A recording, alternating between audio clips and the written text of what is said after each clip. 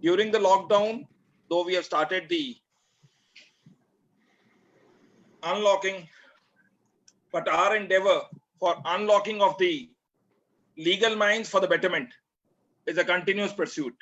And in that process, we have been calling professionals, especially from the legal fraternity, judges from the Honorable Supreme Court, Honorable High Courts from different pan India. We have had judges from Punjab Haryana High Court, Bombay, West Bengal, Kerala, Madras, and so much so, senior advocates have also been coming on this platform, including chartered accountants. We had former railway minister and professors, etc. In that entire pursuit, today, the team requested Mr. Vinod Ghai, a senior advocate and an elder brother of ours, who is a known name within the field of criminal law. And in a lighter vein, I was saying that sometimes you say it's a criminal court. So he said, no, it's not a criminal court. It's a roaster of criminal law. So that entire subtle differences between how you place your words are also one of the facets which one learns while you are seeing and observing Mr. Vinod Ghai addressing during the course of the arguments. His nature outside the court and otherwise is quite well known. He is willing to help lawyers who are young in the bar. And today we thought it's an occasion that why restrict his knowledge to the Punjab Haryana High Court also. Once we are on an application or a mode of not only of virtual courts, but a virtual transmission of knowledge. So we requested him, and he has been kind enough that he would disseminate knowledge in his own way. And invariably in criminal law, to establish a name in the matters of culpable homicide, murder, suicide is itself quite a tedious job, but I can vouch upon that because we, the lawyers in Punjab Haryana High Court, know that he has been successfully helping us in the disseminating of knowledge, as well as the clients who are on the wrong side of law in getting their results, which invariably go in the favor. When the topic was being discussed with him of culpable homicide, murder, and suicide, one factor with Mr. Ghai came into being, that there is a subtle difference between side and side. I said, what is the difference between side? He says, one is taking side with somebody, that is SIDE. Then another is CIDE. So CIDE, I asked, what is it? It says it denotes killing.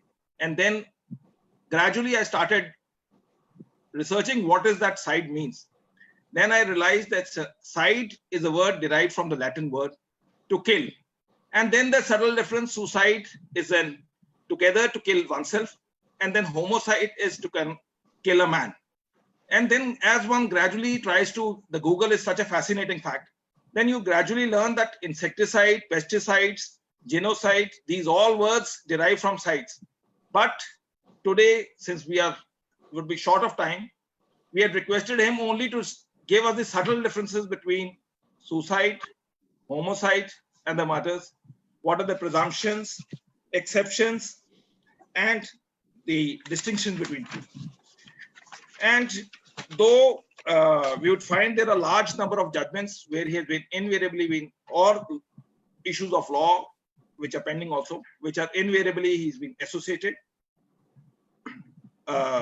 If we start referring to those, it can take ages, but we just thought few important judgments on which he is being assisting the court is Panchkula Royals of 2017, which we all know what it all happened. Then Ram Rahim case before the full bench, it's a public interest litigation. Then Baba Rambal case, Shimla Kothai murder case, ex-DGP Sumedh Singh Saini, and Babel Kala case, and including large number of murder references.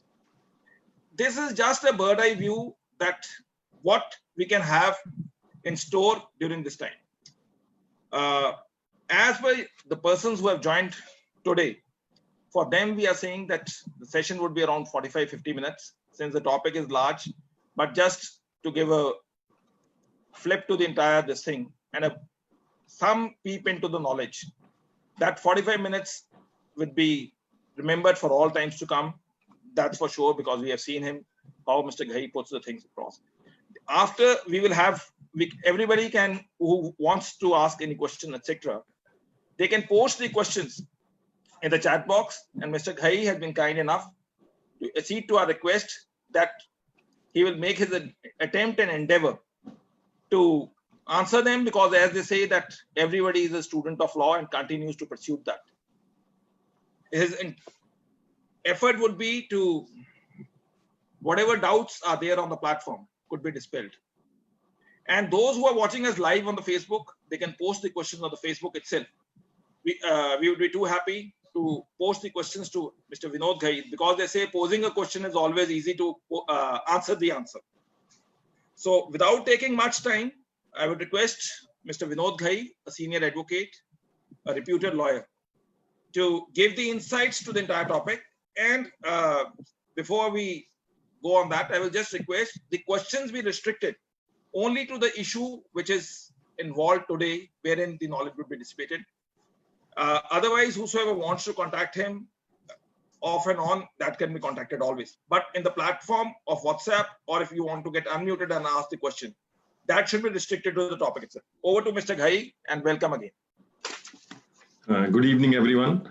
In fact, I feel honored to be on the platform of Beyond Law CLC. They have been doing a wonderful job during this unprecedented period.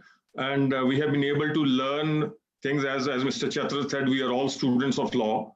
And during this period, I have also, and others also, have been able to learn so many things from the sessions which he has held. As far as the words which Mr. Chatras has used for me, I am humbled by the words which he has used, although I may say they are too much for me, but I'm humbled and I thank you, Mr. Chatras, for all that. As far as meeting on the platform is concerned, Mr. Chatras, it's an opportunity for me to meet all my friends, my brothers, sisters, and my colleagues and students of law. So it is an opportunity for me also to discuss and say about the topic. Now, as a criminal lawyer working on criminal side, I said criminal lawyer first because that all changes the entire meaning. A criminal lawyer and a lawyer working on criminal side. So I am a lawyer who is working on criminal side. We have been taught to be brief. So although in cases even where there are 10,000 pages, we say you take my brief. So even 10,000 pages is brief. But as a lawyer working on criminal side, I'll try to be brief, as I have been always in the courts also. In criminal, before I start my session, in criminal cases, the entire charges and how you do the case in the court and how you reflect your things depends on the facts of each case. Now you have to mold your facts according to the sections and according to your arguments. So if you are master of your facts, you will be able to mold your entire case according to the sections and the relief you want. Now, as far as this session is concerned, we have kept it for culpable homicide, vis-a-vis suicide, and exceptions and defenses. I'll first start with section 6 of IPC. My friends who are having the Bayer Act can take out the Bayer Act, although I'll try to say in my own words also, and others can take, of course, on mobile. Mr. Chatra can also help if something can be on screen, but definitely I'll say the section.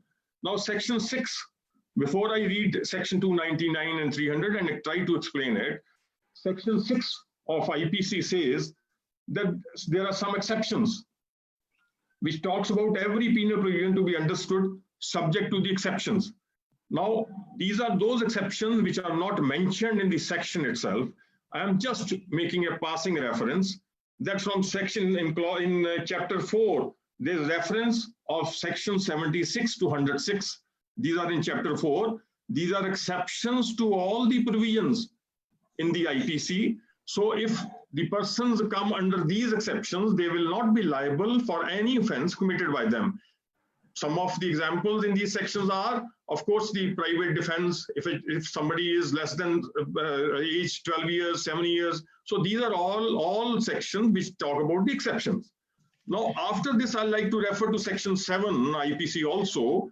Section 7 says that the explanations given in the sections are to be read along with the sections. So before I read the sections, I just wanted to clarify the fact that exceptions which are given or the explanations which are given in the section would be read with the section, and these explanations, these exceptions of chapter 4 are separate from those. Now, as far as culpable homicide and suicide is concerned, before I start that, the death can be of two types. One will be natural and other is unnatural. Natural death, of course, there will be no offense. But if it is unnatural death, it can be two types. It can be homicide, it can be suicide. So if it is homicide, the most important factor to see whether it's a homicide or suicide will be the medical evidence, that is the postmortem, and the relevant factors, of course. Now, if it is homicide, it will come under the culpable homicide. If it is suicide, if the death is like for hanging, by hanging or drowning, and then suicide committed by somebody, it will come under the provisions of section 305 and 306. That is abetment to suicide. Now, I didn't mention about 304B because 304B, when I read, mentions about cause of death other than natural. It does not talk about suicide. It talks about death other than natural circumstances. So it can be homicide also, it can be suicide also. So we start with the homicide first. Let us read section 299, which defines culpable homicide. A homicide which is culpable is defined in section 299. Now, there are three ingredients given in section 299, which prove that it's culpable homicide. One, the act which is done by a person is done with the intention to cause death. That is number one. Number two, that the injury caused intention of causing such bodily injury which is likely to cause death. So intention to cause death, and then second is intention of causing such injury which is likely to cause death. Kindly note likely in this and the intention. So number three is knowledge. So first two were regarding the intention. Number three is knowledge. Knowledge that he by such act is likely to cause death. Now words are likely in both number two and number three. So number one is intention to cause death. Number two is intention to cause such bodily injury which is likely to cause death. Third is knowledge that he is causing such an injury which is likely to cause death. So there are three ingredients which form culpable homicide. Now, as far as these three are concerned, the explanations are also given in section 299 regarding the culpable homicide.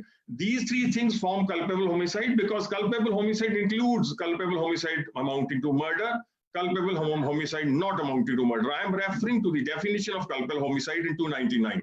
Now, there are three explanations given in 299 itself after the ingredients which I said. Explanation number one is given: a person who causes bodily injury to another who is laboring under a disorder, disease, or bodily infirmity, and thereby accelerates the death of others shall be deemed to have caused death. So if somebody is already suffering from some disease and a person does an act, and because of his act, the death is accelerated, he would have died after 2 years, 3 years, but because of his injury and the disease which the person was carrying, he died earlier, then even the offense of culpable homicide will be made out. Now, there may be some instances where we will try to find out that in such circumstances, we will try to argue and make out a case that he may not be liable for culpable homicide not amounting to murder. But then the circumstances may be if a person is suffering from diseased spleen, his spleen is not well, and somebody gives a fist blow on the spleen, he dies. So the question will be whether it will be culpable homicide or it may come under the other offenses. So that will be a distinguishing feature as far as explanation 1 is concerned. Now explanation 2 of 299, where death is caused by bodily injury, the person who causes such bodily injury shall be deemed to have caused death, although by resorting to proper remedies, medical remedies, and skillful treatment, death might have been avoided. So the law says if a person who causes an injury to another person, and that person, if would have been taken to an hospital or to a doctor, and a skillful person would have saved him, you can't say that no offense is made out. This section says even then, you are liable for culpable homicide. You can't say because it is only because of your injury, it is only because of your injury that he had to be taken to the hospital or to a doctor. He suffered the injury and the consequences are thereafter. So the law says, explanation 2 says, if a person would have been saved, even then you are liable because it is your injury which did all this. Now there is a third explanation. The causing of a death of a child in mother's womb is not homicide, but it may amount to culpable homicide to cause death of a living child if any of the part of the child has been brought forth, though the child may not have died last. Now, this section says that a person is liable for culpable homicide if the child is born live, means some part of the body has come out, then he will be liable under culpable homicide. Now, if kindly have a look at this stage. If the child dies 316 in the womb itself, then it will be section 316, not culpable homicide. But if some part of the body comes out, this means he has life, he comes out to this world, then it will be culpable homicide as mentioned in explanation 3.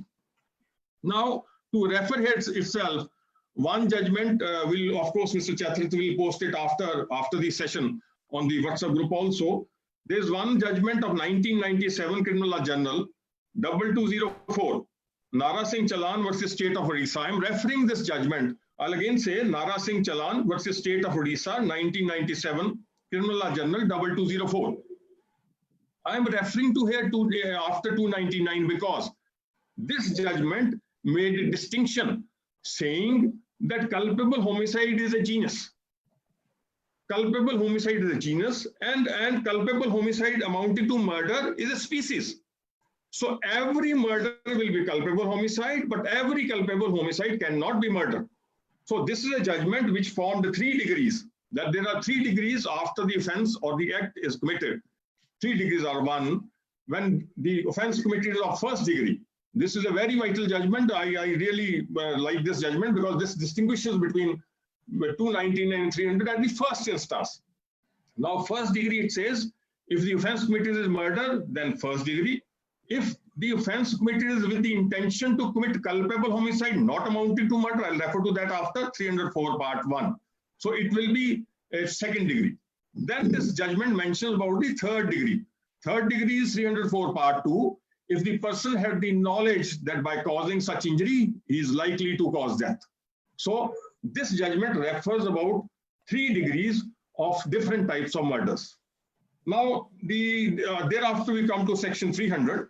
I explained section 299 to show that it is culpable homicide. Now, after culpable homicide, the section 300 explains in 4 clauses as to what offenses which are committed under culpable homicide under 299 will be culpable homicide amounting to murder. So if an act committed by a person comes under the 4 clauses mentioned in section 300, then he will be liable for murder. I'll try to explain. I know everybody knows it, but just to repeat it, section 300 gives 4 clauses. If the act of a person who is accused of an offense comes under these 4 clauses, then he will be liable for culpable homicide amounting to murder. Now let us see these 4. First is, of course, the same as mentioned in 299, intention to cause death. This is the first. Second, if the act, I'm saying the act which is done, if the act is done with the intention of causing such bodily injury as the offender knows is likely to cause the death. Now here is the difference.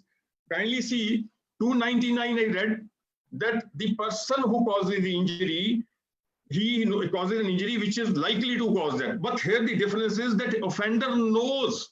So knowledge is the difference in clause 2, that the offender who causes injury knows the injury which he is causing is likely to cause death. So this is a difference from culpable homicide mentioned in 299 and culpable homicide amounting to murder, that the injury which he causes, he knows that by this injury is likely to cause death.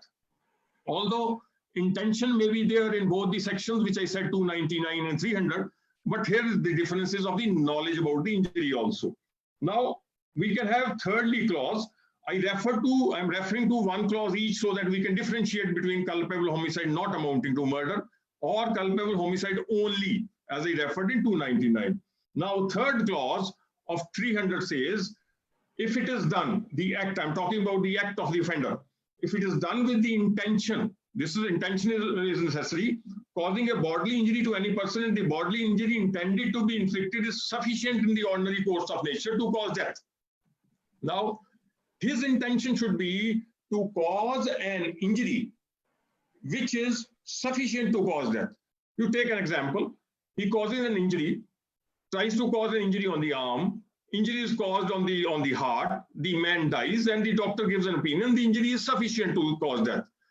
I say if the case of the prosecution is like that, then he intended to cause injury on the arm, but the injury fell on the heart. So the intention should be to cause injury on the heart itself, and the injury is sufficient to cause death. Now, this is well explained in an important judgment of Visra Singh versus State of Punjab. It is a very important judgment. Mostly all of us have been referring this, AIR 1958, the Supreme Court, page 465. Now, Visra Singh made a distinction by saying that what is injury which is sufficient to cause that? It said the part of the body, there should be an injury, number one. Number two said the nature of injury should be seen, and then the part of the body where the injury is caused. So Visra Singh tried to show how the injury, how the culpable homicide amounting to murder will come under the clause 3. Under clause 3, it will come if the intention is to cause an injury which is sufficient to cause. In that case also, there was a spear blow. So the injury was sufficient to cause death. So the Honorable Court held that the court will find out there is injury. Secondly, it will find out which part of the body, which weapon is used, and then of course the intention already there in the section itself. So all these ingredients will form a culpable homicide not amounting to murder. Sorry, amounting to murder. Now, fourth clause of section 300. Now, these four clauses will bring the case under culpable homicide amounting to murder. Now, fourth clause says, somebody said it's slightly slow, because some are students also. All right. Yeah. The citations, Kanika and Devika from our office is doing. Kanika from your office and Devika is doing from our office. All right. I thought I'm in the court itself. Huh? No. Majority of them are students of law. It's all. Now, I'll try to explain number 4, clause number 4. Clause number 4 says, this is clause 4 of section 300. It says if a person is committing the act knows that it is so imminently dangerous that it must, in all probabilities. Now, I'll highlight the important. Knows that imminently dangerous, in all probabilities cause death or bodily injury as is likely to cause death, and commits. Now, this is important. And is also there. And commits such an act without an excuse for incurring the risk of causing death. Now, let's try to distinguish from section 299. I read in 299 that a person who causes injury knows that injury is likely to cause death. The difference is there it was likely to cause death. Here it is said that the injury in all probabilities, he knows that the injury in all probabilities will cause death. So the difference is of probability. In 299, as I said, likely to cause death, the probability is less. I can say possibility. There can be possibility of death. The man can be saved even after that injury. But if in all probabilities he is to die, then it will be under the clause 4. And most important will be, which I said, without any excuse.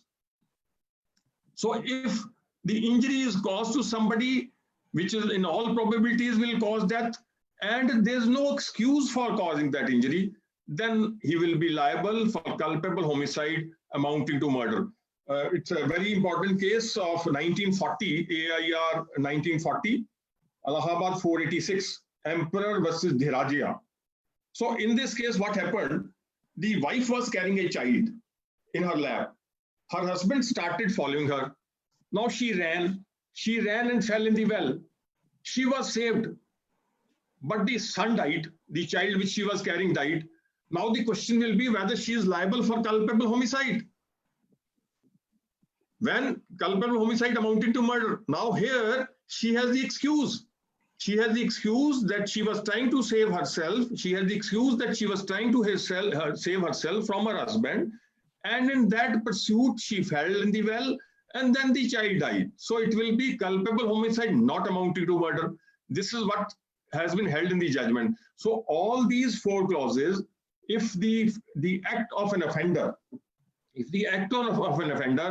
comes within these four clauses, it will be culpable homicide amounting to murder. Now, if the act comes in all these four, then there are 5 exceptions in section 300. The IPC has given 5 exceptions. If the act comes within those 4, the exceptions, as I already read section 6, from those exceptions, there are separate exceptions in the section. Exception number 1, where the offense will not be culpable homicide amounting to murder, where the offense will be culpable homicide amounting to murder. Now, as far as the offense under this section is concerned, it will be first exception is grave and sudden provocation. Now, if the offense committed by a person is under grave and sudden provocation, then the law says he has a right which he used, but then it will be not a right of committing murder. It will be culpable homicide amounting to murder. Now here, the section says, I can just read the exception. Culpable homicide is not murder if the offender, this is exception 1, section 300. Culpable homicide is not murder if the offender, while deprived of power of self-control by grave and sudden provocation, causes the death of a person who gave the provocation. This is important. He causes the death of a person who gave the provocation, or causes the death of any person by mistake or accident. So he intended to cause death of a person who has provoked, but then by accident causes death of somebody else. Then he will be covered by the exception that it is an offense of culpable homicide not amounting to murder.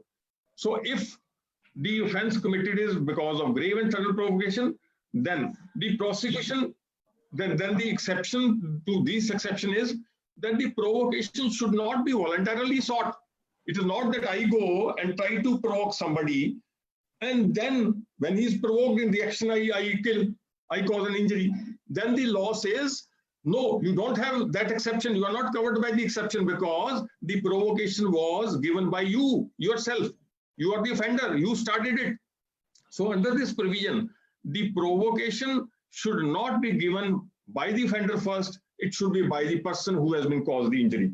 Then secondly, that the provocation is not done by a person who is doing it because of the obedience of law. So this is second, if somebody has come and somebody is doing as per law something and you get provoked and cause an injury, then you are not covered in this exception. This exception 1 of provocation, you are not covered. Then thirdly, the provocation is not given to anything done in the lawful exercise of the right of private defense. If somebody is doing something in right of his private defense and you cause an injury, even then you are not covered under this exception. Whether then most important explanation is given in this exception. Whether the provocation was grave and sudden enough to prevent the offender from committing the murder is a question of fact. So it will depend on the facts, the circumstances prevailing at the time of the alleged occurrence, what happened at the time, how it happened, who gave the provocation. I'll just give an example of grave and sudden provocation. If somebody sees someone trying to come in the house, trying to rape his sister, wife, somebody, it's a grave and sudden provocation. You can't say that I provoked. The circumstances show that man had to act, and he acted, and then the person died. Then it will be culpable homicide, not amounting to murder. But if the provocation is due to somebody who's a public servant, comes to my house trying to take to the possession because the court has ordered it, then I don't have a right of causing injury. I will not come under the exception. So it will be then culpable homicide amounting to murder. This is regarding the exception number 1. Now, as far as the other second exception is concerned, this I can just cite Mr. Chatra. I can cite the judgments. I can just cite, because in criminal law what happens is it is entirely the facts of the case. Facts of two cases can't be similar. Judgments can, of course, say precedent, but what generally I have been doing and what we try to do is we mold the facts according to the section and then put it before the court that just see my facts. They fit in the section and then this happens. Mr. Ghai, you are perfect because they say that judgments are not statutes. Statutes have to be read. Yes, Judgments yes. can be enabling, and we have had a lot of webinars wherein they say that they can be treated as precedents, but precedents cannot be treated as statutes. This is what Mr. Chatra I have been doing, and of course we all, as far as court working on criminal side is concerned, because the facts are different. The only difference between us and my brothers and everybody is we all try to gather the facts first.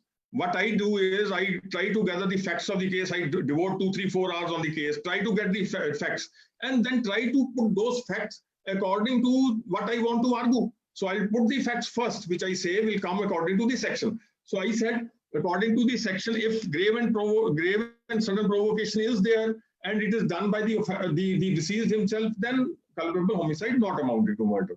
Now we come to the second exception. Second exception is culpable homicide is not murder. Now I referred, just to repeat for my friends, although I know everybody knows it, there are 4 clauses which I referred in section 300. Which bring the case under culpable homicide amounting to murder. But then there are 5 exceptions to the fact of section 300. One I referred was grave and sudden provocation.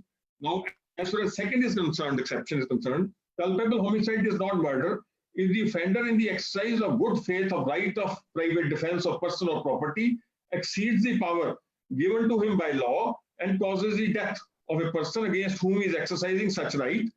Now, without premeditation, without any intention of doing more harm than required. So I talked about the exceptions first when I started my session, that there are exceptions in chapter 4. Exception is there of right of private defense. I have a right of complete private defense. If somebody comes to my house and I don't have recourse to the public authorities to save myself, I can kill him. I have a complete right of self-defense. I cannot be charged. I cannot be convicted for any offense. But if I exceed my right of defense, I had the chance of going somewhere, having recourse to the public authorities. If I had some chance of saving myself, but I even then caused an injury, then it will come under this exception. I remember I argued one case. There was a sarpanch of one village. He had a shop, and he fired at somebody and he was killed. So I thought there's nothing in the case. Now we try to look at the inquest. We try to look at the documents, the site plan. I saw the turban of the sarpanch was there lying. The buttons from his shirt were lying. His specs were lying on the road, which were recovered. So I just asked him, I said, he came on parole. I said, Sarpanch sir, what happened? He said, that man tried to take off my turban. I am the sarpanch of the village. I have a shop there. So many people were standing there. So I said, I argued in the court. I said, my lord, he says, even now, if somebody tries to do this, he will meet the same fate. So the question is how you are provoked. I am on the section on first exception. You can be provoked on anything. In self-defense, if somebody tries to kill you, somebody tries to give a blow. Now weapons have been issued for self-defense. They are not to be kept in lockers. They are to be used as and when required. If somebody tries to do something and you act in self-defense, you may exceed your right and come under the culpable homicide not amounting to murder. So this is the second exception to the general rule that it will be murder if the injury is sufficient to cause death and all those 4 clauses. Now let us come to exception 3. Culpable homicide is not murder if the offender being a public servant or aiding a public servant acting for advancement of public justice exceeds the power given to him by law and causes death by doing an act which he in good faith believes to be lawful. Now the public servant or a person who is aiding a public servant tries to exceed the power which is given by the law, and in discharging of such power without any ill will, he causes an injury, then this exception says he can be charged for culpable homicide not amounting to murder. So this is the third exception where a public servant or somebody who is helping a public servant trying to exceed his power. Now he will be liable under exception 3 for culpable homicide not amounting to murder. Then exception 4. Section 4 is culpable homicide is not murder if it is committed without premeditation in a sudden fight, in the heat of passion, under a sudden quarrel, and without the offender having taken undue advantage or acted in a cruel or unusual manner. Now, if somebody by chance meets somebody, so it's a sudden meeting, they meet at a place, and there they have exchange of hot words, the occurrence takes place, and then the injuries are caused. Then this exception will come. This exception says, when there is a sudden meet, no premeditation, no earlier motive, you didn't have anything ill will between yourself, sudden meet, something happened there all of a sudden, then you cause the injuries, but then you should not take undue advantage or act in a cruel manner. It is not that it's a sudden fight, you cause 10 injuries. So undue advantage or cruel manner is if you cause more harm than required. This is in the exception 4. Now the explanation is, now this is very relevant. It is immaterial in such cases which party offers the provocation or commits the first assault. So it is immaterial in this section that who starts the occurrence. I may be person who has started the occurrence, but then if it is a sudden fight, no premeditation, now this differentiates itself from exception 1. Exception 1, which I read, was provocation, grave and sudden provocation. You can't provoke that person. And then you say, because he is provoked, so I caused the injury. In sudden meeting, no premeditation, no cruel act, then even if the provocation is by this side, even if the accused has provoked, even then you will be covered by culpable homicide, this exception, and it will be culpable homicide not amounting to murder. Now, as far as exception 5 is concerned, culpable homicide is not murder when the person whose death is caused, being above age of 18 years, suffers a death or takes the risk of death with his own consent. Now, if somebody who is above 18 years, I had a case of Hisar. Now, sometimes people do this also in elections. They try to get somebody, the other candidate or someone, entangled in a case. So willfully, voluntarily, that man agreed to get himself injury caused on the leg. So the other person caused him injury so that he can implicate the other party. Now the injury, instead of hitting the legs, hit the chest. The man died. So it came under this exception. It came under this exception that voluntarily he had agreed to get himself injured. So this is under exception 5. Their culpable homicide not amounting to murder, because intention was not to kill. Intention, they didn't have any ill will. It was on voluntarily. When he agreed, then this occurrence has taken place. Now this is regarding the culpable homicide not amounting to murder. Now, as far as the distinction is concerned, I have been referring with the section itself. What are the distinctions? I said the distinction is the intention to cause bodily injury with the knowledge that injury is likely to cause death. The knowledge is missing in 299. Then it should be immediately dangerous in all probabilities to cause death. Probability is missing in section 299.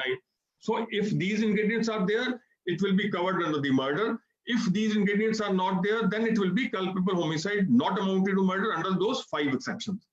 Now I can just refer to 4 or 5 judgments, which are basic judgments for the distinction. The first judgment I'll refer is 1876. This is Reg versus Govinda. We all have been reading this judgment.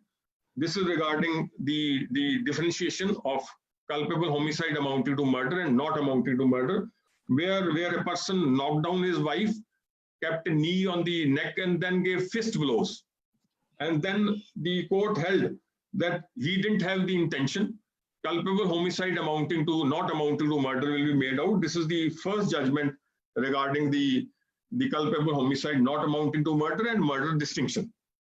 Now, second judgment I'll refer is, this is William Sidney versus State of Madhya Pradesh. I'm only referring to the basic judgments, although the section says so it is there in the section itself. William Sidney versus State of Madhya Pradesh, AI 1956, Supreme Court, 116. Here, the death took place after 10 days. Then the question was whether the injury intended to be caused was likely to cause death and whether it was sufficient to cause death. Then the court distinguished between culpable homicide amounting to murder and culpable homicide not amounting to murder. Then earlier judgment which I read was Nara Singh Chalan, which I read was the state of Odisha. I referred to that 1997. I have earlier also referred when I referred to 299. In this also, in which there were 3 degrees, different degrees. The first degree of offense is murder. Second is 304 part 1 and part 2. So these are the judgments which are basic judgments which show about the difference between culpable homicide amounting to murder and culpable homicide not amounting to murder. Now, we can refer to section 34, 149, 120B, along with this, that the person who has caused the first injury or person who has caused the fatal injury, what will happen to section 34 and what will happen to 149. That will be according to the facts of each case as to what happens and how the occurrence took place. Because what happens in section 34 is common intention, everybody knows. I'm saying regarding 302 and 34, I'm deliberately referring to 34 and 149 because the question will be whether 34 will be made out in case of 304, culpable homicide. I'm deliberately referring to 34 and 149 because 34, for 34 common intention, there's a very good judgment of 1945 Mehboob Shah versus Emperor, EIR 1945 Privy Council. We have been taught this judgment from the very beginning. This is 118 page, Mehboob Shah versus Emperor, regarding the common intention and the difference between similar intention. 2 persons may come and cause injuries. I am talking about culpable homicide not amounting to murder, whether 34 will be made out. I'll refer to 304 and 302 also, if the session permits me. So as far as this 34 is concerned, common intention and similar intention, if with 302, according to me, if the courts come to the conclusion that 302 is made out, then 34 will try to distinguish whether the person shared the same mens rea. But if the conclusion is it's culpable homicide not amounted to murder, what I feel is then of course 34 should not be with 304, because once the person never intended to cause death, so then we can't say that the common intention was there was meeting of mind. So as far as 34 and 149 is concerned, 120B, they go all along with the culpable homicide and culpable homicide not amounting to murder. Now, along with this, I'll refer to these attempts also of these sections. So as far as 302 is concerned, if the case comes within the first 4 clauses, that is culpable homicide amounting to murder, and a person attempts to commit an offense which is culpable homicide amounting to murder, it will be section 307. So the attempt of culpable homicide amounting to murder is 307. But if the conclusion or the offense made out is culpable homicide not amounting to murder, the attempt will be 308. There's a lot of difference between 2. Like the difference, I'm talking about the difference of sentence, tribal by the different courts. Now, as far as 302 is concerned, if 302, we'll read section 302. I didn't read it because 302, we all know, is punishable minimum with life, and it can be death also. This is section 302. Now, as far as section 304, if the case is covered under the 5 exceptions, which I referred to under section 300, it will be 304. And if it comes under those 5 exceptions and it comes into 304, then the question will be whether it is 304 part 1 or 304 part 2. If the intention of the alleged accused is proved when he caused this culpable homicide not amounting to murder, then it will be 304 part 1. But if the prosecution has not been able to prove that he caused an injury which he intended, but then he had the knowledge, which I read in 299(3), that he had the knowledge that by that injury he is likely to cause death, then he can be convicted for 304 part 2. The difference is, under 304 part 2, maximum sentence is 10 years. And it can be life sentence in the 304 part 1 also, because there's intention. So what we generally do is, normally we do in the courts is, if we have a difficult case, we try to take out from 302, we try to take out to 304(1), and then try to take out to 304 part 2 if we have a very difficult case. Of course, on facts, it depends. So 304 part 2, I refer to the attempts because If it is 308, it will be 304 part 1, attempt to do 304 part 1 and 2. If it is 307, it will be attempt for 302. Now, these are the attempts. Now, generally, I come to the presumptions, which I referred to in the session itself, that will be referring to the attempts. Now, to the exception, to the evidence on record. Now, the prosecution has to prove its case. This is the general law, 101 Evidence Act. The person who wants the case to be against somebody has to prove it. So the prosecution has to basically prove its case. I'm talking about 302 and 304. The prosecution has to prove its case according to 101. What do you mean by nuances? What? Nothing. All right. I thought Mr. Chathal wants something. Now, as far as this is concerned, the evidence to be proved by prosecution. Now, if no case is made out against somebody, then he can be, of course, discharged under section 227 before the evidence is recorded. I am talking about the chronological order. The challan is presented, case is committed to the sessions, the charge is to be framed, and if the court finds that the charge is not made out, he can be discharged at this stage. But then the prosecution evidence starts once the charge is framed. Now the prosecution has to prove its case. Now, once the court finds after the prosecution evidence has not been proved by the prosecution against the accused, then acquittal can be there before the statements under 313, that is under section 232. So the court will acquit a person before even 313 statement, that is statement of the accused and defense, saying that the prosecution has not been able to prove its entire evidence, has not been able to point to the guilt of the accused, he will be acquitted. But then there is an exception to 101, that is presumption under section 106. Now 106 section is an exception to section 101. It says 106 of Indian Evidence Act. 106 says, when any fact is especially within the knowledge of any person, the burden of proving the fact is upon him. Indian Evidence Act, section 106.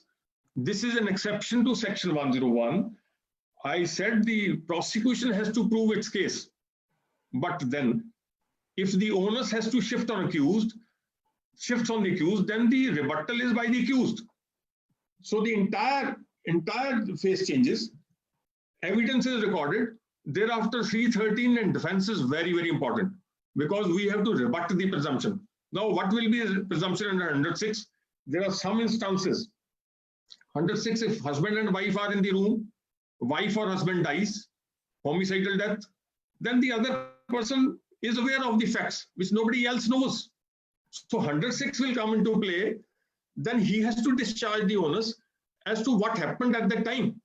If two persons are going in a car, murder is committed, one person dies, the other person is safe, then the other person is under liability to explain. Presumption of 106, he has to explain as to what happened. Now, the courts have been dealing with this. There's a distinction between, I would say, burden and onus. Now, legal burden remains still on the prosecution. Now, legal burden is, they have to discharge their initial onus. They have to prove that husband and wife were together in the room, or prosecution has to prove that two persons were both going in the car. So the initial burden is still with the prosecution. Once the prosecution discharges its initial onus, then it shifts on the accused. Then the accused under 313 and defense will try to discharge his onus by saying as to what happened, try to explain that.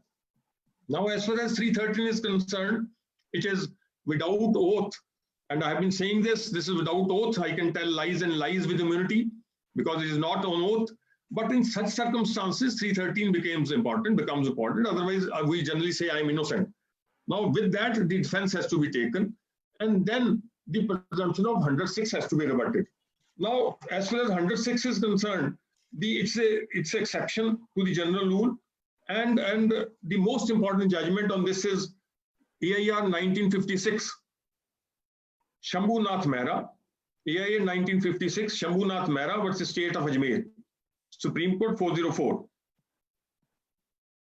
It is said where it is said it's highly accused, it is for the accused only to the known to the accused only, because it is highly impossible or extremely difficult for the prosecution to prove.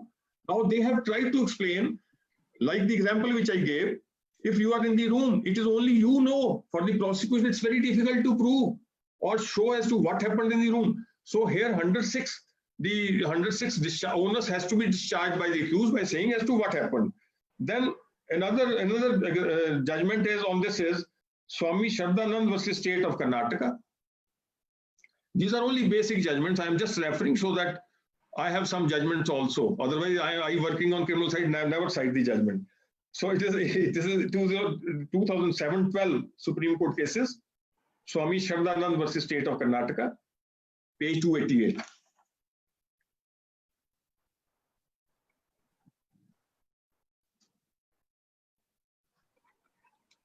I can give some other examples also. If there's something like last seen, and then thereafter, immediately thereafter, the dead body is found, then also there can be close proximity as to last seen time and when the dead body was found.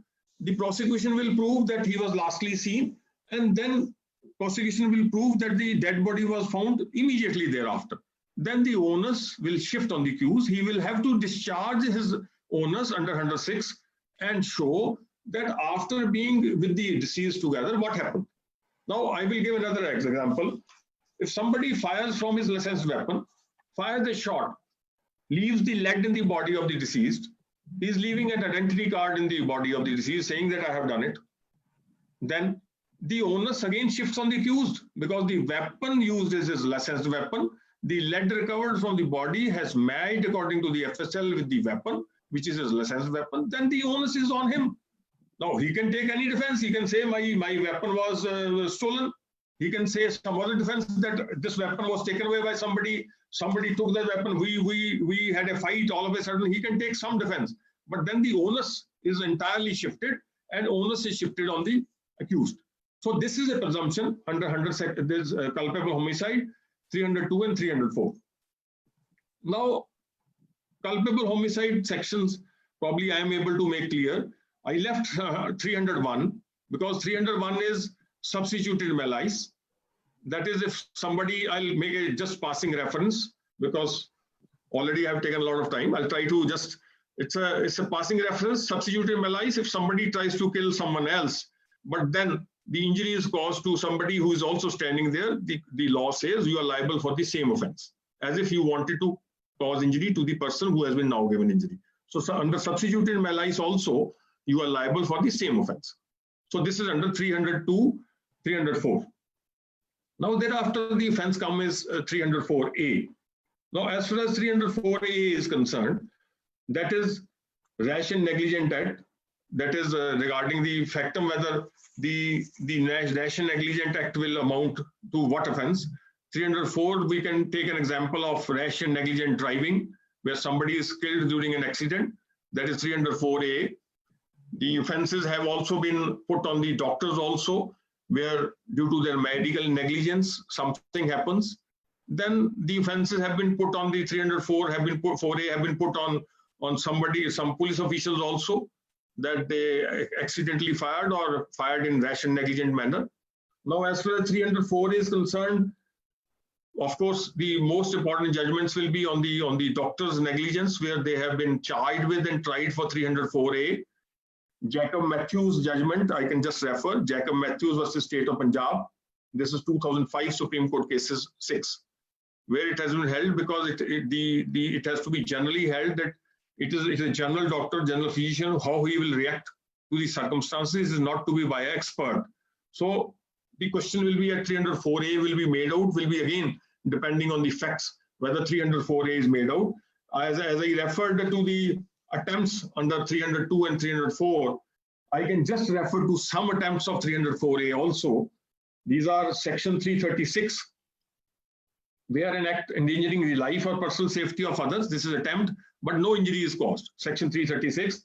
337, where by an act endangering the life of the other, a hurt is caused, simple hurt is caused. Then 338, where grievous hurt is caused by an act which is endangering. So 304A, we have attempts which I said 336, 337, and 338. One more section I'll refer, section 279, that is rash and negligent act while driving. So that can also be included into these, that these are minor offenses of section 304A. So this is 304A. Then thereafter, I refer to section 304B, which was added probably in 1986. 304B, I said, if death is homicide, it will be culpable homicide. If it is suicide, it will come under 305 and 306. But we have 304B in between, introduced in 1986, because if a wife, the section says, if a wife dies in the house of in-laws within 7 years of her marriage, dies not under normal circumstances, where she was being harassed with cruelty with regard to dowry soon before her death. I can read the section. Where the death of a woman is caused by any burns or bodily injury, this is homicide, or occurs otherwise than under normal circumstances. So this is an addition, which is not only homicide. It says, or otherwise than under normal circumstances within 7 years of marriage. Now, if this takes place, if a death of a lady who is married within 7 years, the death takes place, not under normal circumstances, and the prosecution have allegations of demand of dowry soon before her death, then the court presumes under section 113B, section 113B of Indian Evidence Act, that the husband and his relatives are liable. Because the parliament wanted like this, so dowry death section also says such husband or relative shall be deemed to have caused death. So where 304B, death within 7 years, judgment I'll refer is Pawan Kumar versus State of Haryana, AIR 1998, Supreme Court 958. Where this is Pawan Kumar versus State of Haryana, where the Honorable Supreme Court said about 4 ingredients which I mentioned about the dowry death, section 304B, when the death of a woman is caused by any burns or bodily injury, occurs otherwise than normal circumstances, within 7 years, soon before her death, she was subjected to cruelty or harassment by her husbands and relatives. Then it will be 304B. Now the presumption under 113B will come. Now, as I earlier said, for presumption of 113B to come into play, the initial onus is again on prosecution. They have to discharge their initial onus by referring to these 4 ingredients, that the marriage is 7 years, she has died an unnatural death, then she was being maltreated because of dowry, then 4th is that she was maltreated soon before her death. So these are the 4 ingredients which the prosecution has to prove. Once the prosecution is able to prove all these 4 ingredients, then under 113B, the onus will shift on the accused. It is then accused who has to discharge his onus by showing as to what had happened and under what circumstances she died. Now she can die by, she can commit suicide, or it can be homicide. Then the accused will discharge his onus by saying that how it happened. Now, as far as death under not normal circumstances is concerned, there are different laws, I can just refer to one judgment of 1992, Volume 2 RCR Criminal 97, Parveen Kumar versus State of Haryana. I'm just referring for not under normal circumstances, that the onus is on the prosecution. Here the deceased had died because of lung disease. It came in the medical evidence, and the court said they have to prove it's unnatural death, not under normal circumstances. So it will not be covered. It is the first ingredient which is not proved. Now another judgment, AIR 2009, Deen Dayal versus UP. Supreme Court Kanika or just they will do it. My son is also doing it. They'll try to post it after this. So this is Deen Dayal versus State of UP. I'm just referring that the case setup was that she drowned. So the case defense tried to put that she drowned and then the death is because of drowning. But there was a head injury. The courts held that there is a head injury. So the onus shifts on the accused. He has to show as to what happened and why she committed suicide. Now, second will be soon before death. Soon before death is very relevant. This court and the Honorable Supreme Court have held in number of cases. I'll just refer to Satyavir and Kansaraj, where they have referred to and said that there should be a live link between the cruelty or harassment regard to dowry with the death. Now, what is the live link? What is the time period? It will depend on the facts of the case. The courts will see, the prosecution will try to prove that there's a live link. She committed suicide or the occurrence had taken because she was being maltreated with regard to dowry. So soon before death is an important ingredient in 304B. So if they are able, prosecution is able to prove that because of this harassment or cruelty before death, immediately before her death, then she has to, then the onus is on the accused. Now, this is regarding 304B. Then we come to section 305 and 306. I'm just trying to, section 305 and 306. That is regarding the suicide. Now for 304B, the attempt will remain the same, 307. For other sections, I have already given the attempts. Now, as far as section 305 and 306 is concerned, it is the abetment to suicide. Section 309, where attempt was there, has been decriminalized. As far as section 305 is concerned, there is a difference between 305 and 306. The difference is regarding the age of the deceased. And it is said if any person under, this is 305, I'm reading, 305 IPC. If any person under 18 years of age, any insane person, any delirious person, any idiot, or any person in state of intoxication commits suicide, whoever abets the commission of such suicide shall be punished with death, imprisonment for life, or term not exceeding 10 years. So this section is more serious than 306. 306 is for those persons who are death is of more than 18 years. There the maximum sentence is 10 years. Now 306, I'll read. I read 305. Ingredients are almost the same because the question will be of abetment. 107, I'll refer section 107. Now, abetment of suicide. If any person commits suicide, whoever abets the commission of such suicide shall be punished with imprisonment which may extend to 10 years. So 305, it can be life, death also. But for 306, the maximum punishment is 10 years. Now for 306 also, the prosecution has to prove that there was abetment. Now abetment in section 107. Abetment, what is abetment? Abetment is instigation by any person to do anything. Now the onus is again on the prosecution to prove that the person who is accused had instigated the deceased to commit suicide.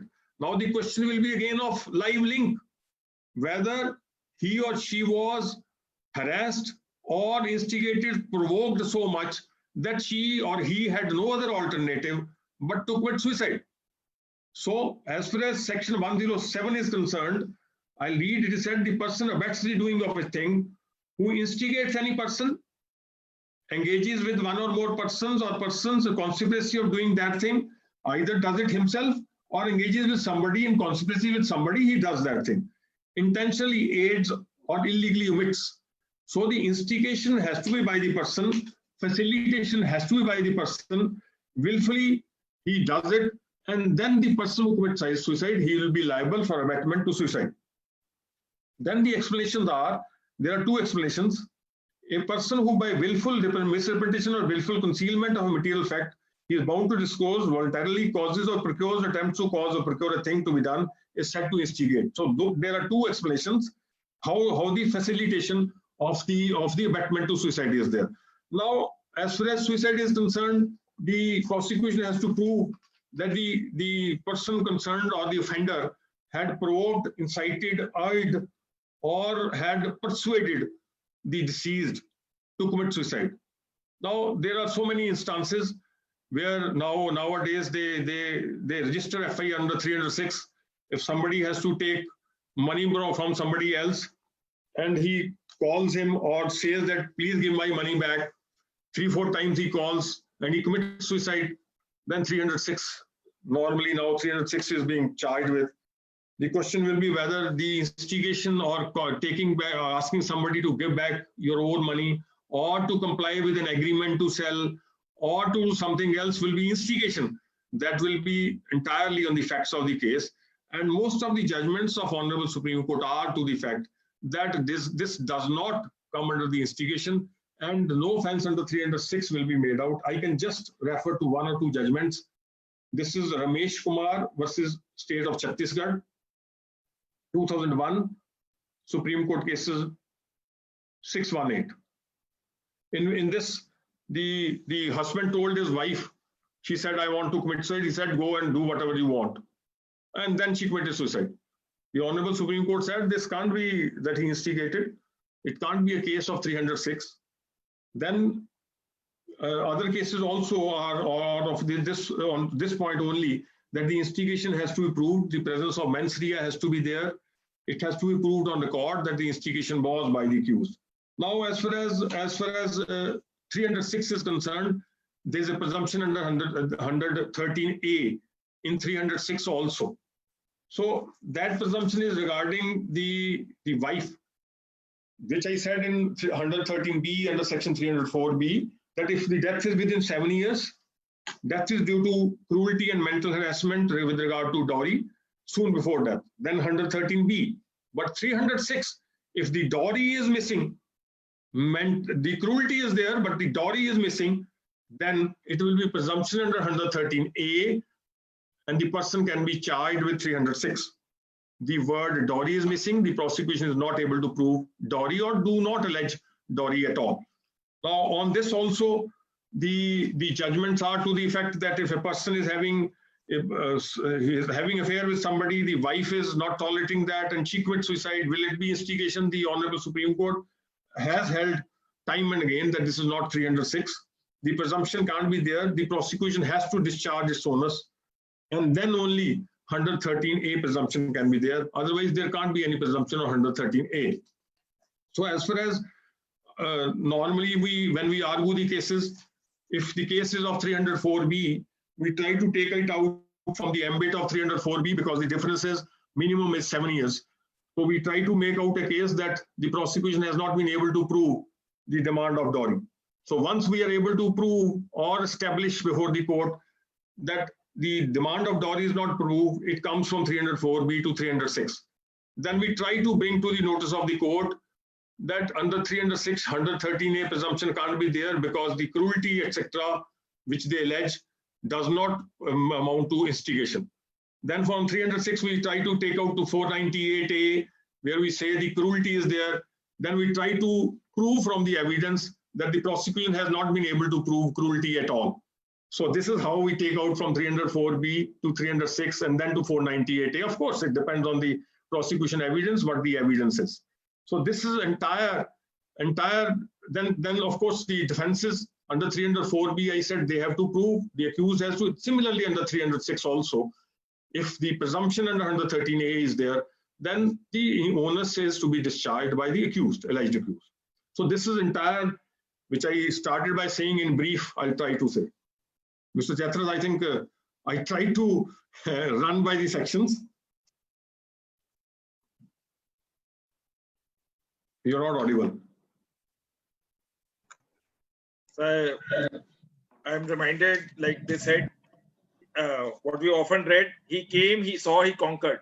I suppose the way you took everyone with a ride, I can say that you came at 5 p.m., you saw, and then you conquered the hearts of everyone, the way the criminal law should be done. People have asked that unmuting, yes, it is possible, but it will be relevant to the questions only. Praises, yes, you can post it on the chat box itself because we will be running short of time. And before we proceed further with the question answers, I would just like to thank Kanika Ahuja, Arnav Ghai, and Devika, who were able to match up the pace with which you were citing the judgments. They could just chat it and it could also be gathered from the fact that you alone were handling and 3 people were actually just posting the judgments to match up with the speed. But be that as it may, it was a session which was fascinating. We will be having the feedback also.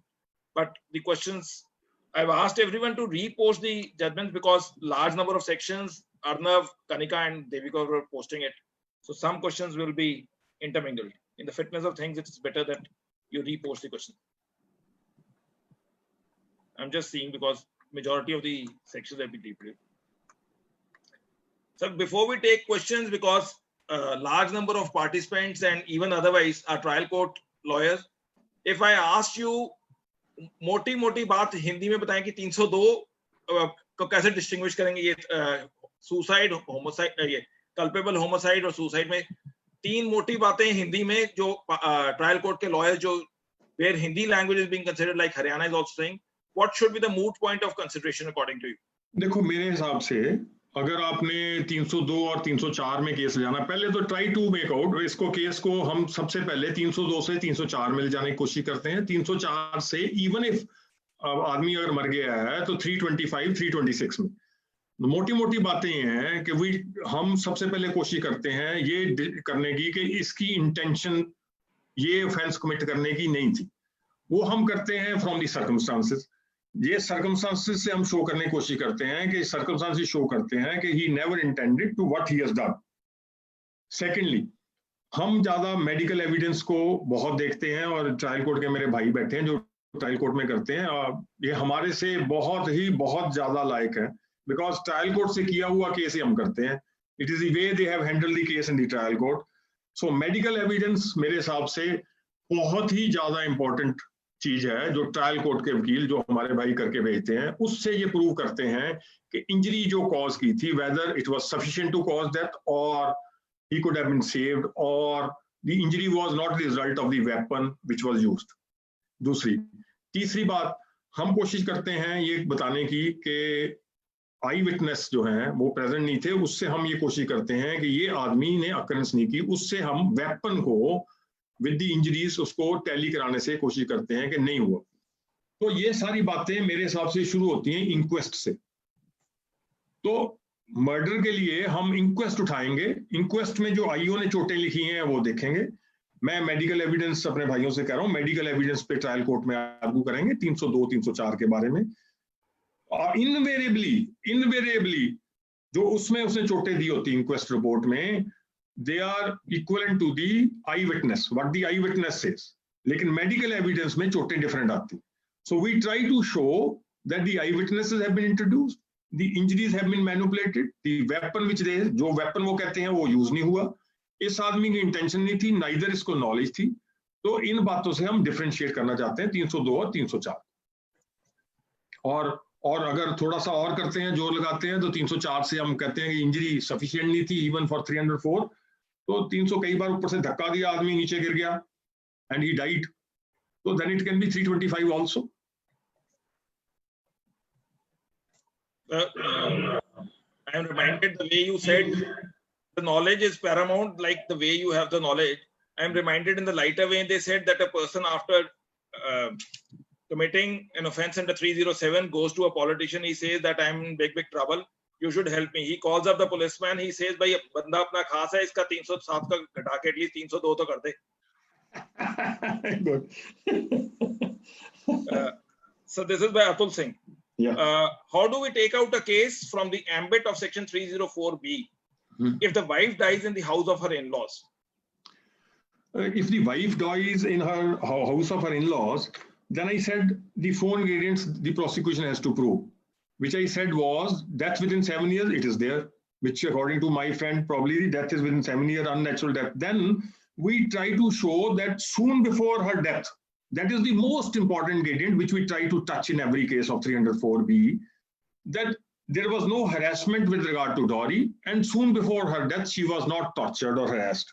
Now, if we are able to prove that there was no demand of dowry, as I earlier said, if we are able to prove that there was no demand of dowry, the case will automatically go out of 304B.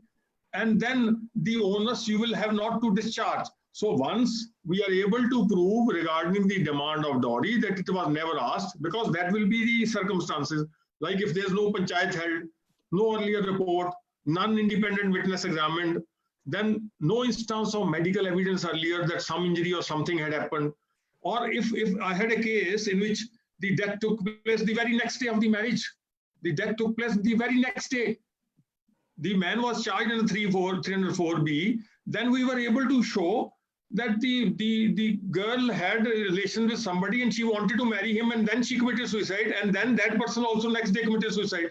So it depends on the facts and circumstances. We try to take out from the dowry, we try to take out soon before death. As soon as we take out both, it goes to 306. It goes to 306 straight away. 306 is a very minor offense compared to 304B. Then, as I said, 306 we try to take it out from 113A. Presumption can't be there. If we take out from 113A, the entire case falls like pack of cards. No other alternate but to acquit the accused. So 304B is a difficult proposition because the parliament also, husband and his relative, husband has to discharge his honors. Liability is his to take care of his wife, and if he does not, then he has to face the music. The music will be 304B or 306. That will be the circumstances. Or if she has committed suicide from some other reason, of course, he will be entitled to acquittal. Abid Khan. So the questions otherwise are also posted on the chat box. I can read the time also. Abid Khan says, two men, A and B, are quarreling, and A suddenly got angry and he couldn't be controlled. He couldn't control himself, and he assaulted by knife, which turned into death of B. What will be the situation? It will come under the exception which I had said. It will come under the exception 4, sudden fight, where all of a sudden they met, and then, or if they had not met by chance, even then if they are standing, all of a sudden something happened, there was exchange of hot words, then the only relevant question will be that he has not acted in a cruel manner, which I read in exception. So if he causes 10 injuries, then it will be a different case. But as my friend said, if he causes 1 injury, then it will be culpable homicide not amounting to murder, because it will come under the exceptions of section 300, exception 4. A question has been posted on the WhatsApp group, not on the WhatsApp group, but privately, because WhatsApp group we don't allow. All right. Question: can the plea of private defense be taken for the first time before the appellate court when the same has not been taken in a trial court? It can be. It can be. As far as I didn't elaborate on private defense because the time was less. I'm a fan of private defense. I said that the weapon is not to be kept in lockers, to be used as and when required. So private defense can be inferred even from the circumstances. You need not take that at all. So if the circumstances of the case show that the offender acted in discharge of his private defense, he can take it even in the higher courts. There's no question of taking self-defense in the trial court. The circumstances will show if a person has acted in self-defense of his person or property, then the court will see the circumstances and we can argue it even in the Honorable High Court. We may not take that defense at all. Because this view has been held for last many years. As far as self-defense is concerned, we have only to probabilize. We have only to show the circumstances. They have to prove to the hilt. The prosecution has to prove to the hilt. The accused has to discharge his onus by probabilizing. This might have happened. This would have happened. So if I had the even slightest of apprehension, if somebody tries to give injury to my mother, my brother, the only alternate is I give him 1 injury. So even for right of private defense of my relations, my wife, myself, I have a right. So that can be even from the circumstances also. So tell my friend, even there's no need to take that in the trial court. Second question on the WhatsApp was, this is by Mr. Shiv. If the case falls under exception of section 300, then will it be punishable under section 304 part 1 or part 2? If it comes under the exception, which exception? He says if the case falls under exception of section 300, then will it be punishable under section 304 Just see, part 1? I said the only difference between section 304 part 1 and part 2 is intention. In part 2, it is knowledge.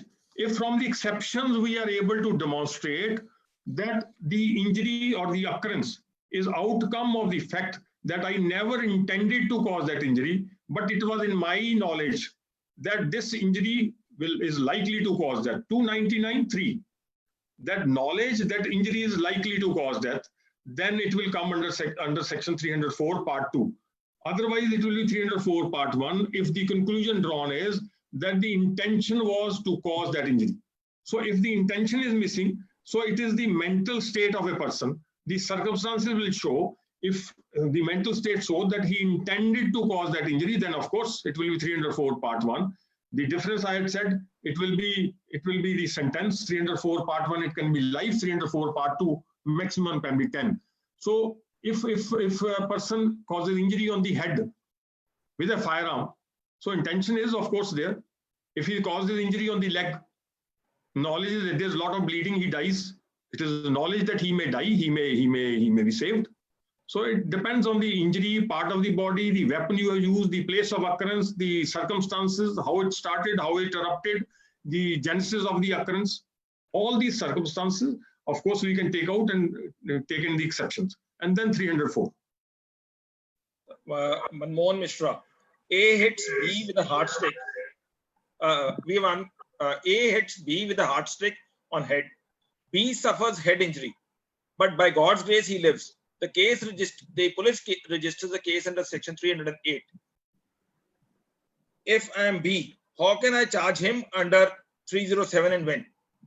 Of course, he can always file against the charge, revision against the charge. If the police files that, of course, the charge can be, if the police files challan under 308, the court will see whether offense under 307 is made out, then the court will refer to the higher court for charges of 307. But if the charge is framed under 308, he can always come against the revision or framing of charges and get the charges amended to 307. So that will depend on the facts and circumstances. Of course, remedy, my friend has always to come against the framing of charges or against the police. Of course, it is the court. He can get the charges framed in the court also. 216, section 216. So we are unmuting Sumit Kansal. He wants to ask a question directly. Yes, yes. Meanwhile, Jitendra Tiwari asks, can there be a case of 498A and 326 on the same incidents if wife has received an injury? It can be. It can be. If the allegations are of cruelty, like if the husband and wife, they have some dispute between themselves, and the husband has been maltreating her and then causes one injury on some day, of course, 498 is a continuing offense. She has been maltreated for long. 498 he can be tried with, 498 and 326. We have unmuted Sumit. Yeah, good yes, evening, Sumit. Thank you for such a wonderful session. Hi, Sumit. How are you? Good, sir. I am a commercial lawyer. Sumit, you will have to come slightly closer to the mic. You're not audible. Okay. So I am a commercial lawyer come chartered accountant based in New Delhi. And thanks for the wonderful insights on such a vast, important topic. So just a small clarification and a question that talking about 305, when there is a politician and he wants to implicate someone, and so he causes injury on his leg and somehow he dies. So the case falls under culpable homicide. So the question is, when he had no intention, knowledge or motive to kill himself, then how could it qualify for culpable homicide? No, himself means he caused injury to himself, you want to say? Yes. Or to somebody else? No, he causes to himself, like he had to put a gunshot on his leg or something. And wanted to implicate somebody else? And he wanted to implicate somebody else. You're talking about the exception 5. You're talking about the exception 5 of section 300. That's right. Yes. Then who will be charged if he has done it himself? If he has done it himself, there's no accused. Neither me, neither you. And in a small difference in fact that he has a servant. Yeah. And he has some financial distress, perhaps because of COVID or something, and he wants some insurance claim, and he provokes his servant to kill him, and the servant gets into it, whether it is culpable homicide or murder. Just see, it will be, if I would have to argue from the circumstances, I will try to take it out from 304 even. Otherwise, it is 304 if you take it under the exception 5 of section 300. But if you argue it on facts, you can even take out from the exception saying that he has not committed any offense. It is only because it's a master-servant relationship. If you take out it that way, masters, all things have to be obeyed. It is in obedience of the master that he did, and he didn't know the consequences. So that knowledge part will also be missing in this. So I will also try to take out from 304, but then it depends on the facts and circumstances of each case. Right. So we can take the concept, what is the concept of vicarious liability here? You can, but don't tell anybody to do this. Right. So Courts fine. are very strict nowadays, Sumit. I can understand. Right, sir. Thank you. Okay, God bless you. God bless you. Thank you. Sumit was going by the presumption of financial and COVID-19 because Oh, they he's- say that once you are a professional, he has been a CA. So you can take, you can, Vikas, yes, sir. I'm afraid of CAs nowadays, you know, since 2016. So earlier people used to be afraid of criminal lawyers. Now I'm afraid of CAs. PML has played a lot. So he's a double combo. Double. Yeah, This is yeah. Kumar Madhukar. Wife dies from burns within 2 years in laws. No case occurs because the accused family is very politically influenced. The Yeah. victim's younger sister is married to accused younger sister. Any chances the police can demand for opening of such a case or not? Just see the timing as to when the occurrence took place. Of course, you have all the remedies. You can get a case registered, FIR, if the police is not registering a case. Because what I feel from the circumstances which have been put is the other sister is married in the same house. If the other sister is married in the same house, they don't want them to be tried for some offense. But if even then they want to be tried, then of course the remedy is first they can get a case registered. If it is not, then under section 156(3), they can file an application before a magistrate for getting the FIR registered. If that is not done, they can file a complaint in the court and they can be summoned. That is only to the circumstance if the sister, because what I felt was, if the sister is married in the same house, they don't want any legal action. This is what they want. If they want legal action, they have remedies. Anchit Jain asks, in a hypothetical situation where a husband asks for materials such as vehicles, refrigerator, etc., post-marriage from his wife and her family without any explicit act of cruelty to force the same mental or physical, does it constitute a desire to acquire or a dowry demand? It amounts to what I feel is mental cruelty. It amounts to mental cruelty, the circumstances which have been put forth. It will amount to mental cruelty and of course comes under the four walls of mental cruelty. So it will be cruelty which is because the person is being harassed because of these things. So it will be mental cruelty. We are unmuting Vishal Agarwal. He's from Punjab Haryana High Court only. Good evening, sir. Sir knows Hi, me. Vishal, how are you? I'm good, sir. How are I've you? been seeing on your webinar, you never called me here. Sir, we are waiting for you, sir. Mr. Chatrath has done that. And such a wonderful session. It's always been a pleasure hearing you, sir. Yeah, So I'll also how are you doing? Good. I'm good, sir. Great, sir. Thank you so much. I've been So seeing nice. your webinar, you know, because I'm free after 5 o'clock nowadays. So I see all the webinars. So I try nice to of learn, you. you know, we are So all nice law of you. students. We are all law students. Thank you so much, sir. So my question would be that while discussing all this issue, that there's an issue of intention, I also want to know that what is the, how much do you attribute to the motive also? I'll give an example. There was a sudden fight. People didn't know each other. And one of them pulls out his licensed guns and shoots him. Now the motive is not there, intention is there. Where do you put him in 299 or 300 or Just see. I can put it anywhere I want according to the facts. But it will come under the 4 clauses. If he shoots and the injury is sufficient to cause death, you know, you can come under that clause of section 300, clause 3, that I intended to cause an injury, which is sufficient to cause death.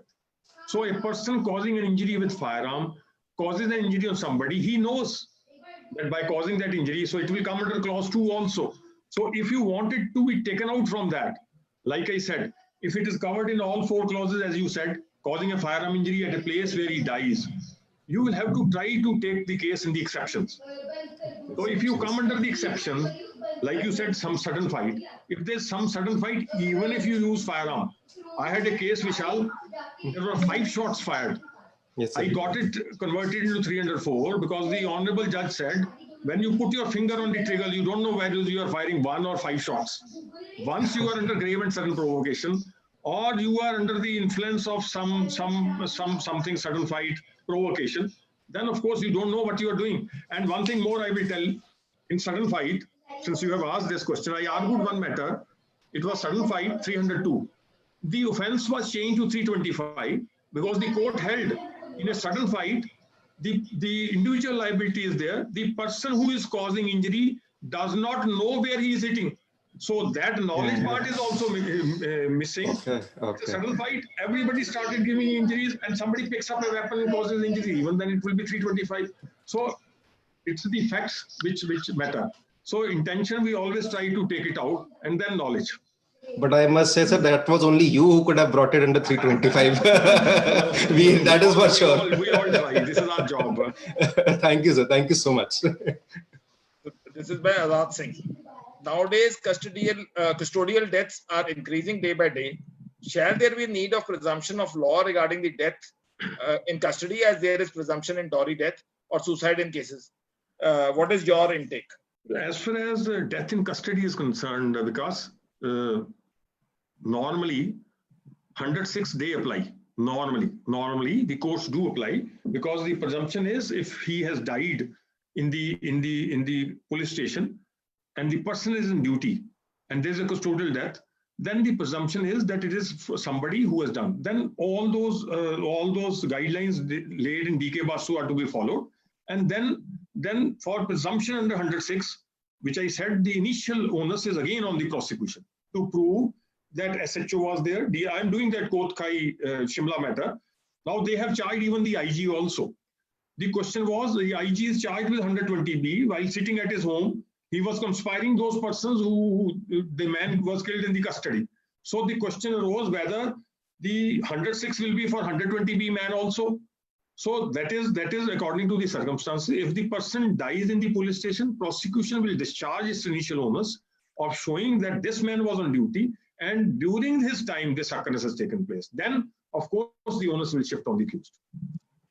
So we think that, as we decided, we don't generally tend to overrun the time, and the way you actually facilitated everyone with the knowledge of law, the assimilation of facts, how to bring that, it only shows that what is the difference between an ordinary person and an extraordinary person, that extra effort and that extra energy and extra insights to give flip.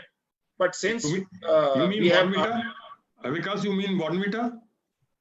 Sir, I think Bonvita is there, but it is one of the ingredients, not No, all. we are all same. It is only the all right. No, sir, but be that as it may, like the session was so well received. I'm seeing the way it has been received. Vishal is contemplated to bring you.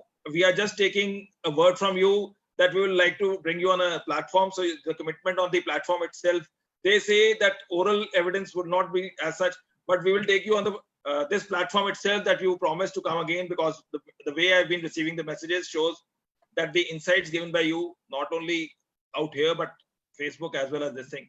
Large number of lawyers who have been practicing in Punjab Haryana on the Facebook are posting that it is a wonderful session and enriching, which I can also vouch upon that. Before we leave, I will just like two persons, one insights from Arnab, because he becomes the third generation lawyer, that what actually he learns while being a student of law. We are student of law. He's privileged to have the tutelage as being a guru on a Guru Purnima day. And number two, being a father, how does he feel? So we are unmuting Arnav. What is his take and what makes him to go for the law? Am I audible? Yeah. Yeah. So like for me, being the third generation itself is a very good and Arnav, you have to slightly come closer to the mic. Okay. And now also when you have to fit into the shoes which are much big. You can come to my chamber, Arnav, if you want. No, I try to. I'll come to your chamber.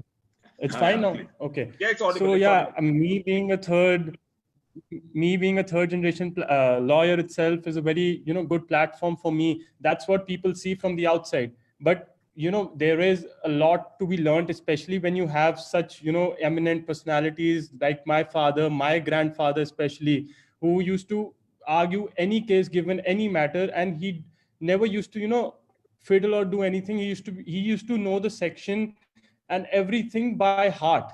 And like when I think of myself doing that right now or later is a very difficult thing. But that's what I have my father with me every time. He is always motivating me, and that's a very good opportunity that I have with me. So I think that is a good plus point for me. But yeah, I have to avail those opportunities as well. And I didn't know. I didn't know that you have grown up so. I didn't know. So yeah, Sorry, I interrupted you. Sorry. No, it's fine. I am in the habit of, because all this, whenever the other counsel, tries to say something, I am in the habit of interrupting. But the only difficulty would be invariably he will be initially an assisting counsel, and then he will groove up of his own.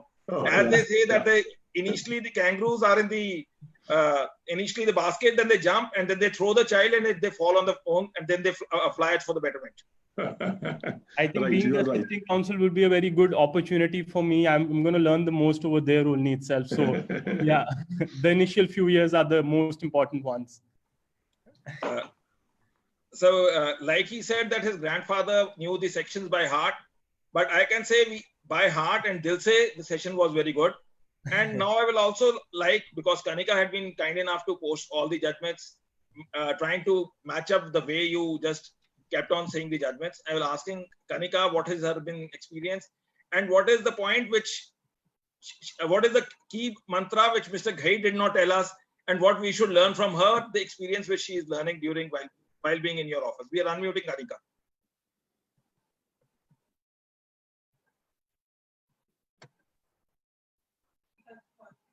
Kanika, you will have to unmute yourself. Sir, thoda usse bhi bolne de karo. I do allow her. I always get the opportunity in his office. Kanika, slightly the camera has to be adjusted properly. Your face. Right. Is it right now? Yes. Vikasji, I am being fortunate to be in his office, and I would say that I'm having all the opportunities in his office to work with him, to study all his cases. The moot point which he has not mentioned, I would tell him that he reads his file the proper way. He knows every fact. He knows what is there on each page, whether I would have missed it, but he never misses. So that is the point which I think all the advocates should learn, that they should be prepared with their file. He reads each and everything. He do not depend, if I have read also, but he do not depend on me.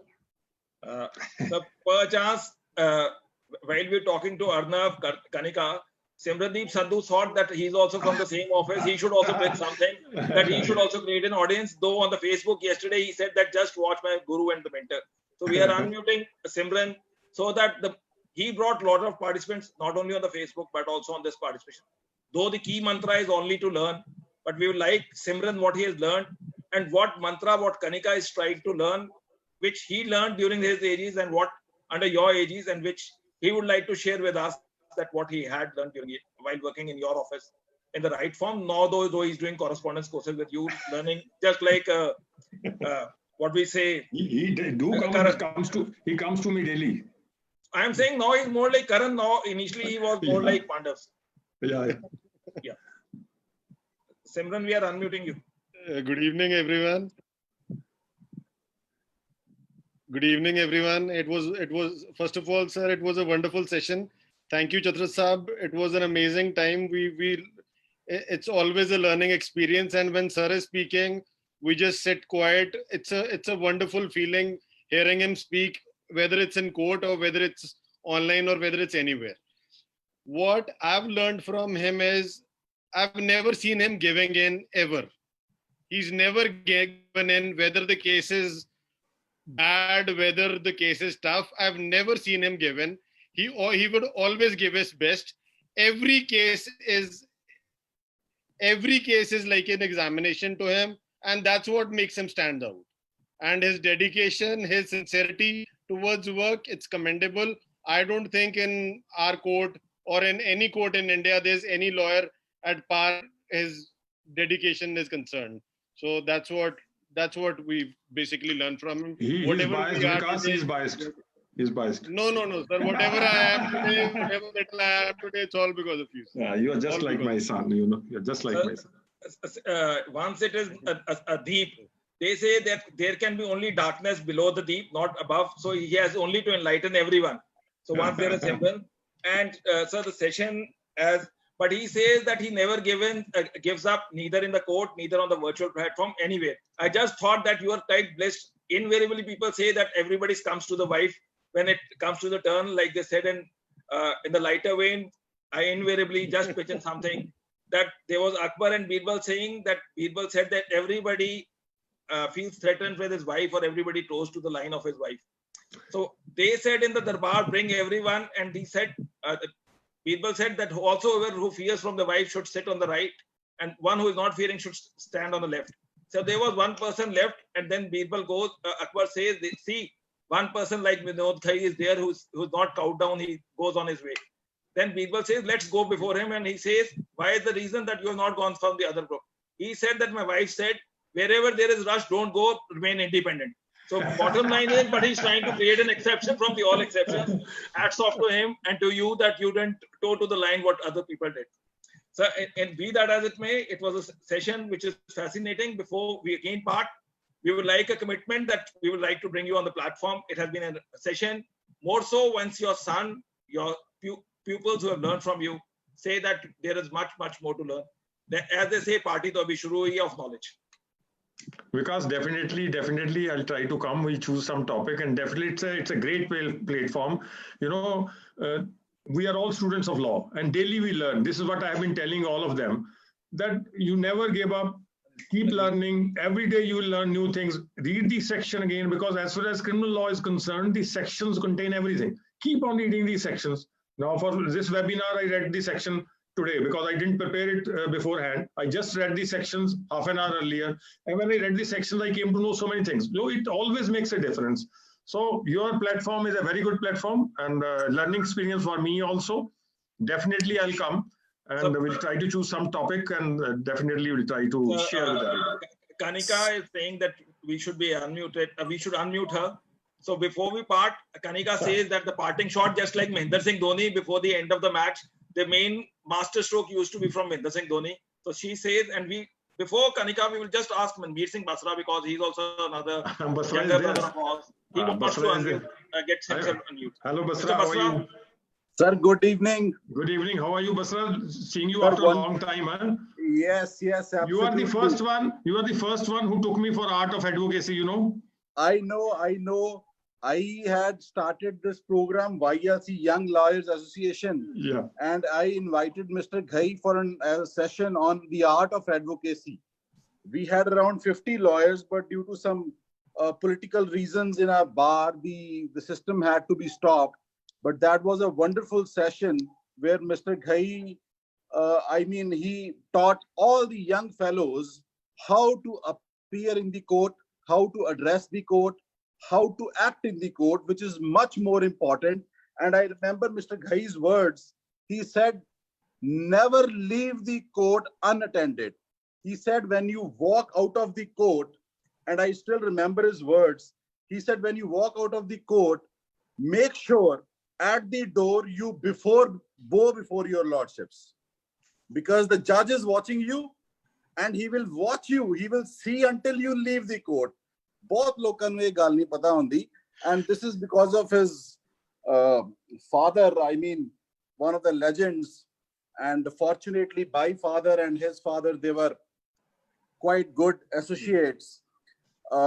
Anyways, Ghai Sahab, I will ask you one question. Yeah. Which I have been waiting, and I asked you about 2 years back as well, but I could not. You couldn't get the answer. No, you were very busy. You were very busy, sir, appearing in the courts. A lockdown period, I'm free. You can ask anything. Simrandeep is serious.